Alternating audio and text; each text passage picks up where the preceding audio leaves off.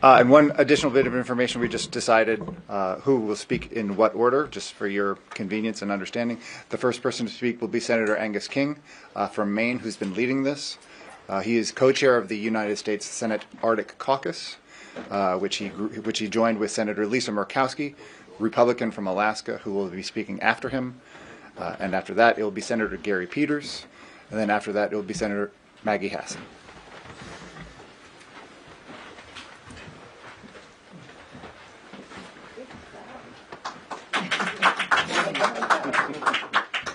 That's for you. Oh, we've got our fellow parliamentarians in the back there. Yeah, that's right. Yeah, that's right.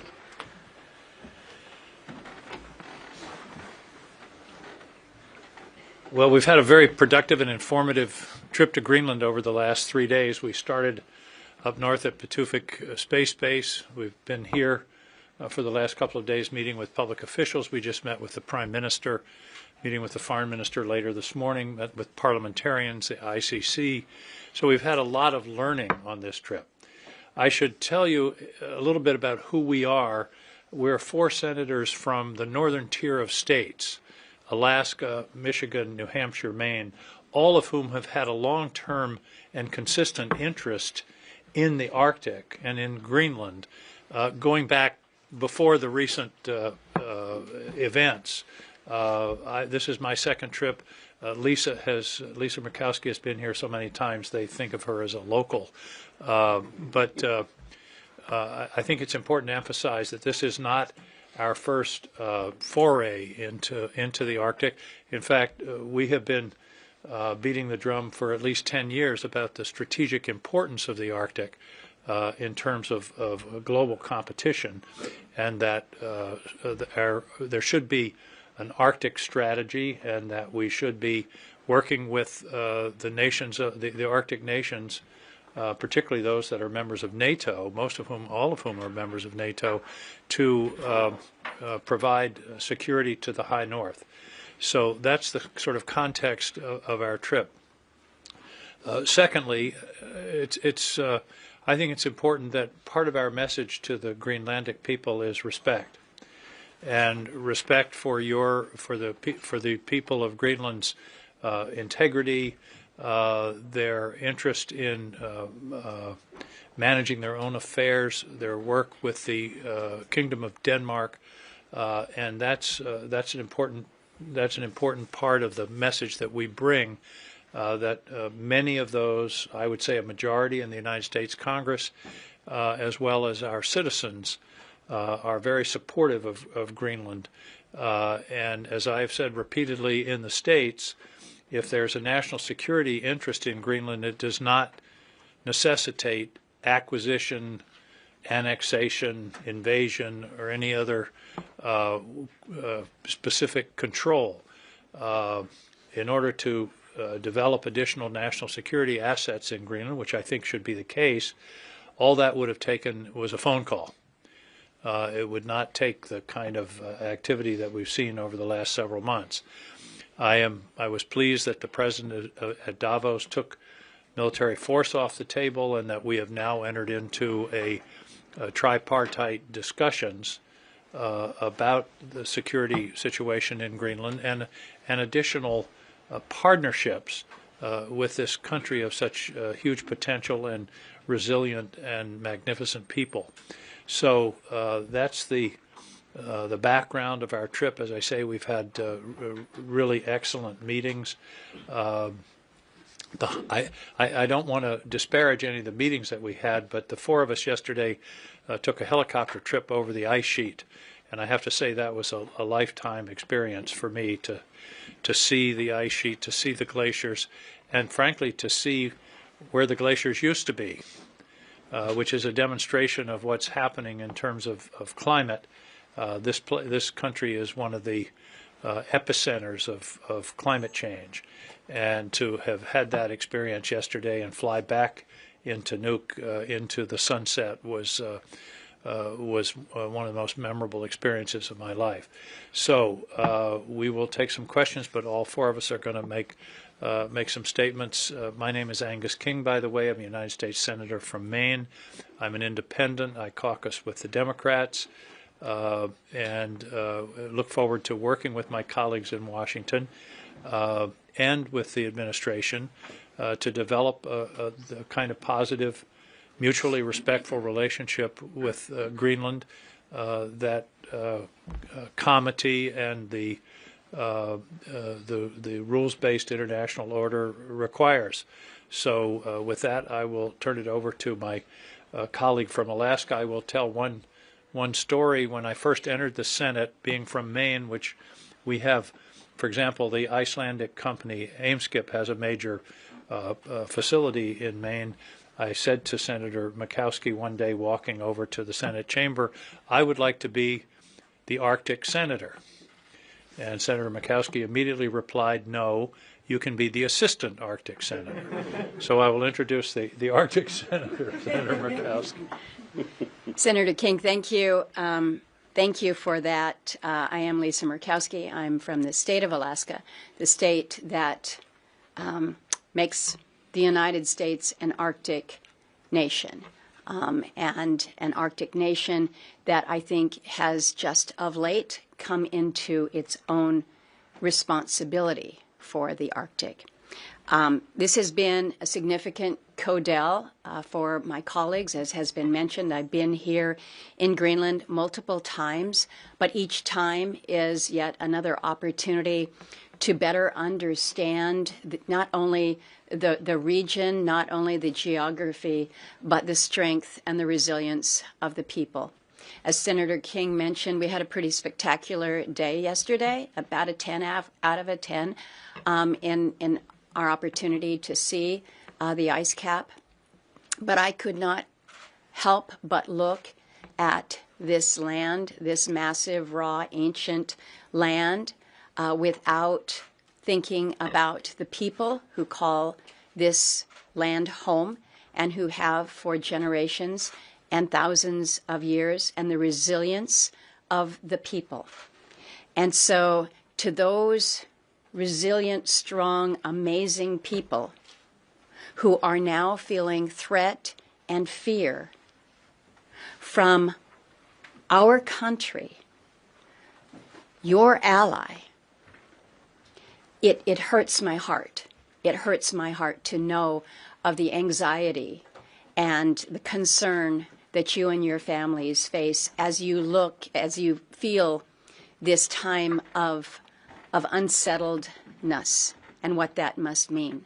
We've had very good conversations with fellow parliamentarians, as Senator King mentioned, just with the Prime Minister, shortly with Vivian Motzfeldt, your foreign minister. These have all been important because there has not been a single meeting that we have had where it has been suggested that we don't want to have the United States as a friend and an ally. We do not want additional security. What we want is for these discussions about security to be done with us. Nothing about us without us. There is a reason for the name of your security strategy. And it's not just about defense, it's about all aspects of your security. And so recognizing the sovereignty, recognizing the autonomy of the Greenlandic people is something that we have an obligation as your friend and your ally to work towards addressing. There is no relationship, personal, business, or otherwise, that comes easy, that comes without work.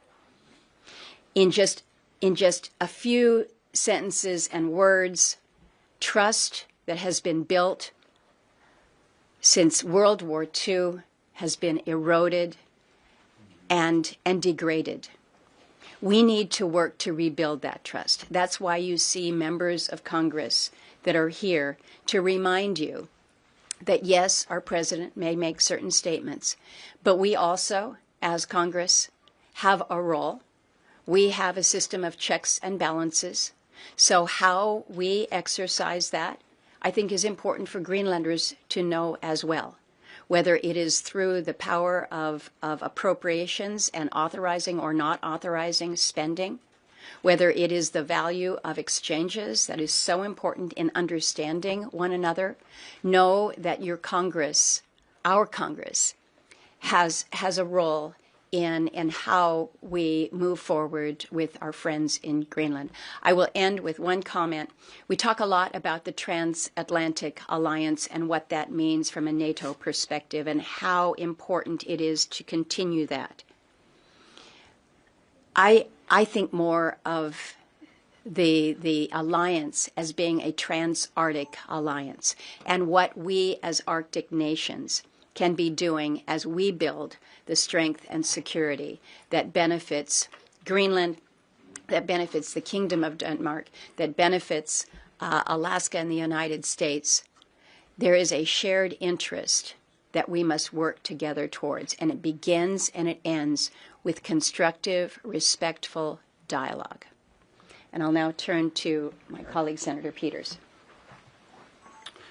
Thank you. I'm Gary Peters, Senator from Michigan. This is my first trip to Greenland, and I'll concur with my colleagues. It's been just an amazing trip. Not only a beautiful country, but the people that we've had a chance to meet and get to know have treated us like family, and I believe it is mutual. I mentioned I come from Michigan. I will just say for the record, it's actually colder in Michigan than it is in Greenland here now. So I wanted to escape the cold of Michigan to come north, and it has been a fabulous experience. In Washington, I serve as the ranking member on Homeland Security Committee. I'm also a member of the Armed Services Committee. So every morning when I wake up, I think about trying to keep the United States and the American people secure. And when we think about security, to me, there are really three core elements that keep us secure. One, we need to have a strong economy. We want to be financially secure. We want a strong military to keep us secure. But the third element is absolutely essential, and that means we have to have friends. You can't just have two of the three. You need all three. You need a strong military, you need a strong economy, and you need friends. And the people of Greenland are our friends. The people of Denmark are our friends. And when you have friends, you respect that relationship, you trust each other, and that's what we have to do as a country. Unfortunately, we have a president that has broken that trust. I think, in a significant way, and we now have to repair it. And that's why the four of us ventured up here for this trip, is to show that we care about the relationship between the people of Greenland and the people of the United States. We consider you friends. We want you to consider us your friend. We know that trust has been stressed, and now it's our opportunity to build that trust once again so that we can continue to have this strong friendship. So this is a first step, one of many steps. But my message to the people of Greenland: know that you have many friends in the United States. In fact, the vast majority of Americans believe that you are indeed our friends, and we need to treat you with the respect and trust that we know each of you deserve. I'll now hand it over to Maggie Hessen from New Hampshire. Thank you. Well, as Gary said, I'm Maggie Hassan, Senator from New Hampshire. It is also colder in New Hampshire right now than it is in Greenland. First of all, just to the Greenlandic people, to all our hosts here, thank you for your hospitality. It becomes very clear, and this too is my first visit to Greenland, when you get here, how strong, how resilient, how warm, and how creative the people of this wonderful country are. And so we are very grateful for the welcome we've received.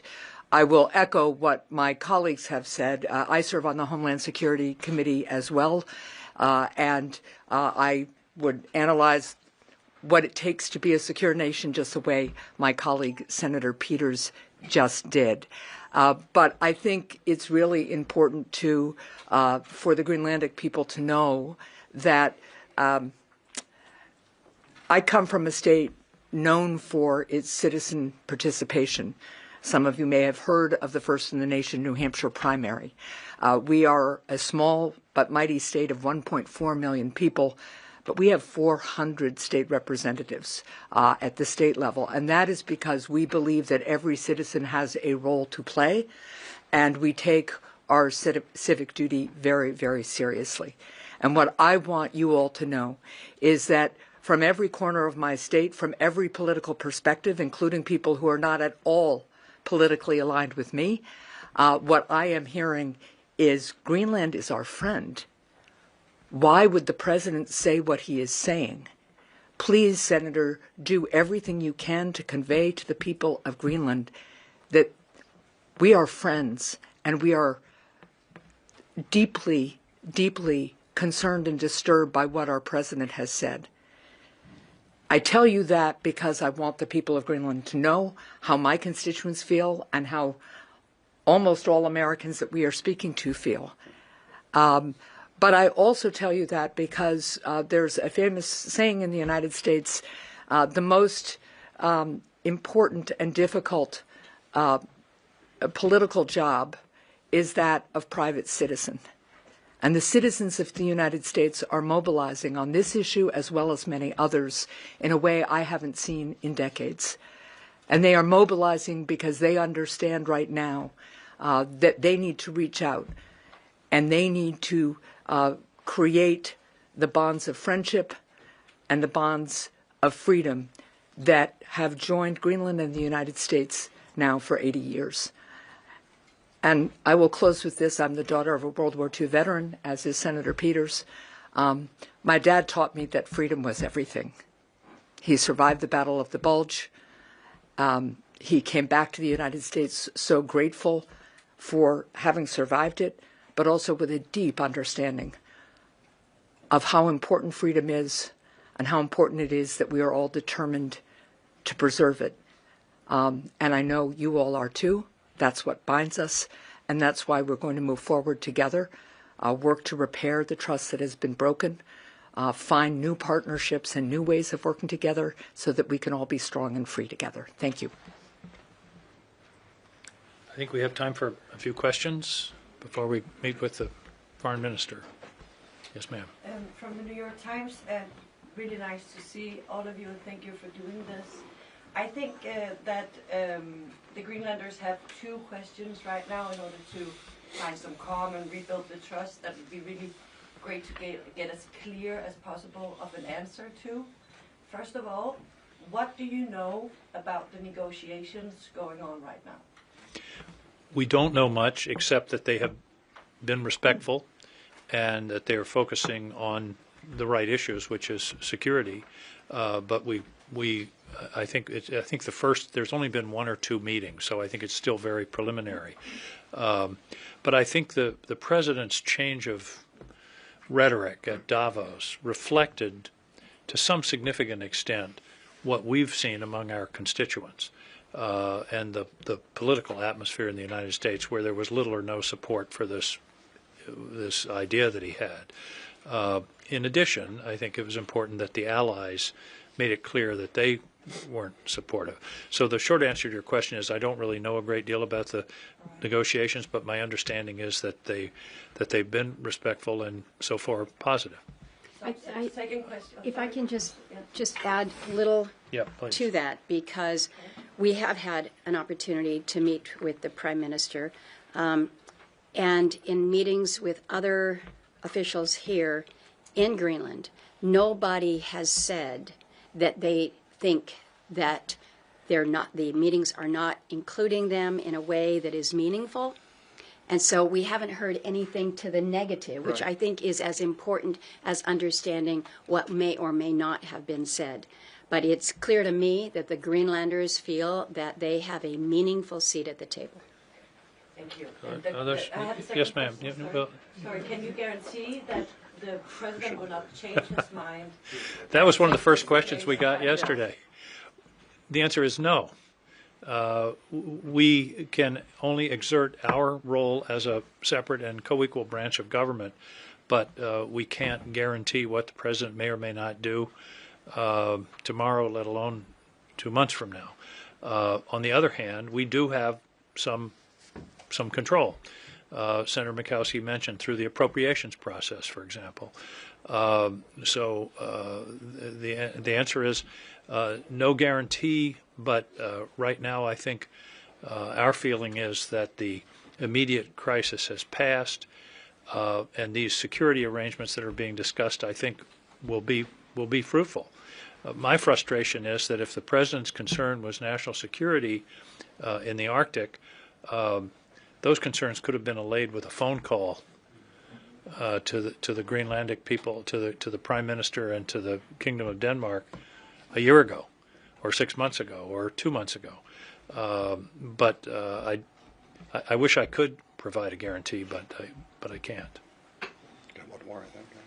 Yes, ma'am. Sir, during your stay in Greenland, there are really many Chinese and Russian vessels around the island, according to President Donald Trump. And that's not true. We've determined that that's not true. Thank you. That was one of our questions, and it's not true. And it's also not true that the Greenlandic defense consists mostly of sled dogs. We met yesterday with the Joint Arctic Command, and they have significant resources. And between the Kingdom and Greenland, there's I think $14 billion of national security investment taking place in this country. So the two statements that somehow Chinese and Russians were circling the island, were present in the oceans, our information is that that's not true, and that the security arrangements are very strong and getting stronger. Sir. Greenlandic Broadcasting Corporation. I have a question for you, Senator Murkowski. Why don't we see more Republican senators express your view and visit Greenland, as you said to us a couple of months ago? I'm going to encourage all senators, all members of the Congress to visit Greenland to understand better not only Greenland, but again, how this trans-Arctic alliance is so significant to us in the United States. You're asking about specific party. I was with a delegation in Copenhagen just a couple weeks ago. There were a couple Republicans on that visit. There is there's just a demand on time. We get that. But I will also speak to the fact that there are some members of my party who don't want to be seen as engaging in anything that might be viewed as contrary to President Trump's initiative or desire, and so who may not be speaking out publicly on the issue of Greenland specifically. But I will tell you, I have had more than my share of conversations with fellow Republicans who have said there is a red line when it comes to occupying, owning, controlling, taking over Greenland. Greenland, again, is our friend. They are our ally. We are a NATO partner. We do not take over. We do not invade our NATO allies. And so, while they may not have come out with strong statements, they have made clear to me that to them that is a red line. I'm going to encourage them that they need to be more vocal in reinforcing that, because this should not be a partisan issue. Sovereignty, respect for the sovereignty of another nation, respect for our NATO allies, that should not be Democrat, Republican. It should be just pro-democracy. Apologies, we do have just time for a few more questions. Cecile from the Danish Broadcasting Corporation. So Congress is, of course, a very powerful part of the American democracy, but I think as a European right now, there is a sentiment that maybe it can be bypassed by the president. Is that a threat that you take seriously? Yes. This president has acted unilaterally in a great number of areas. In fact, there are only two major pieces of legislation that have been passed in the first year of his administration. All the rest of the activities of the administration have been largely unilateral. And I believe that the Congress has abdicated its responsibility to be a co-equal branch of government. And this is something that's going to be work through as we work into the remainder of this administration, and particularly we have midterm elections coming up in something like 9 months. I think the people will have something to say about that. The framers of our Constitution very deliberately separated power because of their concern, based upon human nature, that when power is concentrated in one set of hands, it will almost inevitably be abused. And we have been, unfortunately, living that for some time now, and proving the framers' wisdom day by day. But it's time for, I believe, for the Congress to reassert itself, not necessarily because it disagrees with the President's priority, but because the separation of powers is a fundamental, it's not a bug in our system, it's a fundamental feature of our system, which frankly I believe our Congress has not lived up to that responsibility. But again, the answer to your question is yes. Keep in mind that the Congress is there, the executive is there, but the judiciary, the judicial branch is extraordinarily important in this regard. And I'll give you a specific case in point that relates directly to the situation here with Greenland. You'll recall prior to the President making this statement, as he did in Davos, where he took off the table this notion that there could potentially be a military takeover, military use of force with Greenland. It was the discussion of tariffs, wasn't it? He was going to impose tariffs arbitrarily on those countries that had sent individuals, even if it was just two members of their military, to come to Greenland for what? To provide for additional security.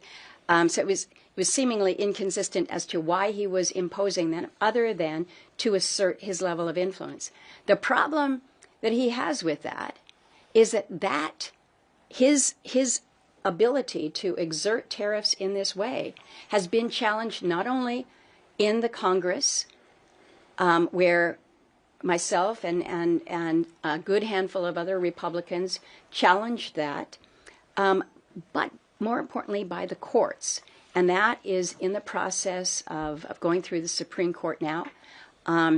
As most observers would suggest, it appears that the administration's assertion of the President's authority in that is not on very sound footing.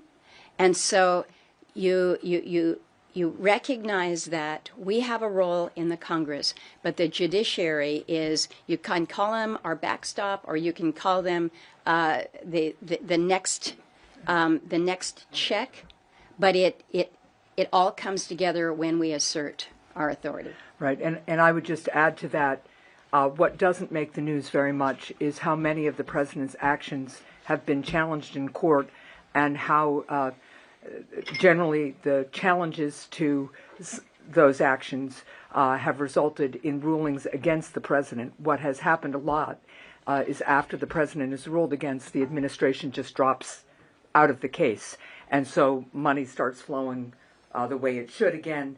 So I want people to know that it's not just action at the Supreme Court, which I have my disagreements with at times. We all do. That's the nature of our system. But at the lower level federal courts, we are seeing challenges to the President be successful a large percentage of the time.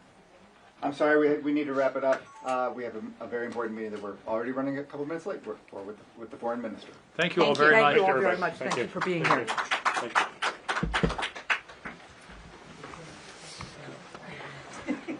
Want me to get that program? Email? Yeah. Let me do it from our flight. Great. You Thank can you. email me. Okay? Email Thank me you. so I'll just hit reply. Okay, thank you. And when are you flying?